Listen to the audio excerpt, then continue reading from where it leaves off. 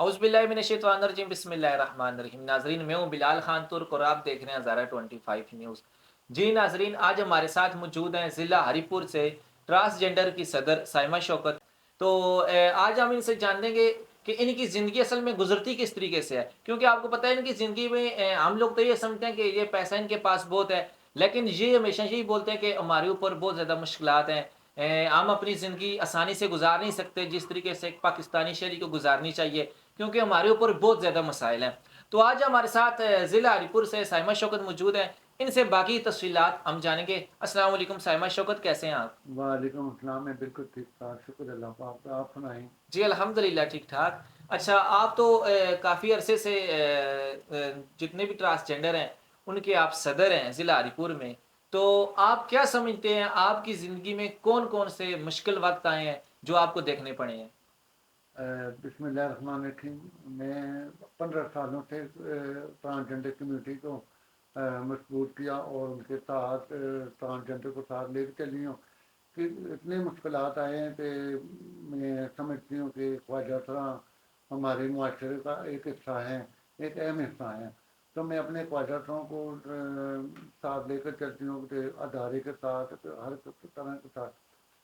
क्योंकि सबसे ज़्यादा मुश्किल ये होता है कि हम लोग रोजी बड़ी मुश्किल से कमाते हैं और अपना पेट पालते हैं, और इसके अलावा हमारा जो काम है, ज़िंदगी जो गुजारनी मुश्किल है यानी इसके ये अलावा। ज़िंदगी, इसके अलावा ज़िंदगी बहुत मुश्किल, ये ज़िंदगी मुश्किल है कि हम अपने माँ बाप से दूर हैं और अपने अपने फैमिली की तरह ख्वाजातों के साथ मिलकर एक दूसरे के ये हमारी ज़िंदगी जिस तरह हम मुश्किल से ज़िंदगी गुजरती है। अच्छा साइमा शौकत, अगर देखा जाए कोई ख्वाजा सरा अगर वो किसी जगह कोई काम भी करता है, किसी यानी कोई कारोबार, कोई अपनी दुकान बना लेता है या किसी किस्म का कोई और भी कारोबार करता है, लेकिन हमारे माशरे में फिर लोग उसको एक अजीब नज़र से देखते हैं। वो देखो ट्रांसजेंडर ने शॉप खोल ली है, वो देखो वो ये काम कर रहा है। उस वाले से आप लोगों को क्या पैगाम देना चाहेंगे? ये तो बहुत अच्छी बात है बिलाल साहब। ट्रांसजेंडर को जो कोई सिलाई कढ़ाई, जो ब्यूटी पार्लर या कोई भी काम मिल जाता है, वो अपनी शॉप खोल देता है, या किसी जगह में बैठ के जा रेडी लगा सकता है, कुछ भी काम करते हैं। ये तो अल्लाह की तरफ से एक हमारा जरिया है, हम अपनी अपनी रोटी कमा के अपना मुश्किल आसानी से ज़िंदगी गुजार सकेंगे।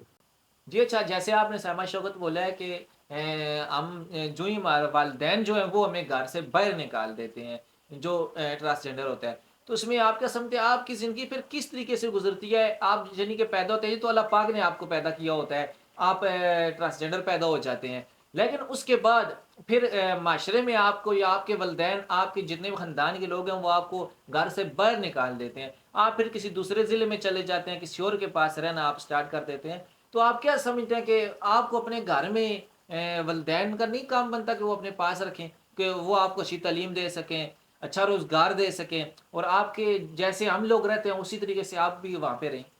बिलाल साहब, आप बिल्कुल अच्छी बात किया कि हम बचपन में पैदा होते हैं तो हम गलियों में खेलते हैं, जिस तरह से हमारी अदाएँ ऐसी होती है, तो हम गुड़ियाँ पटोले कहते हैं लड़कियों के साथ, इस तरह से हमारे भाई इस तरह से बात करते हैं। वो कहते हैं जैसे तुम घर जाओ, उसके दोस्त मेरे भाई को बोलते हैं तुम्हारा भाई खुसरा है, ये है तुम्हारा भाई ख्वाजा सरा है। तो मैं घर जाती हूँ, फिर घर जाकर फिर उसे जाकर बाप मुझे डांटता है, कहते तो तुम क्या करते हो।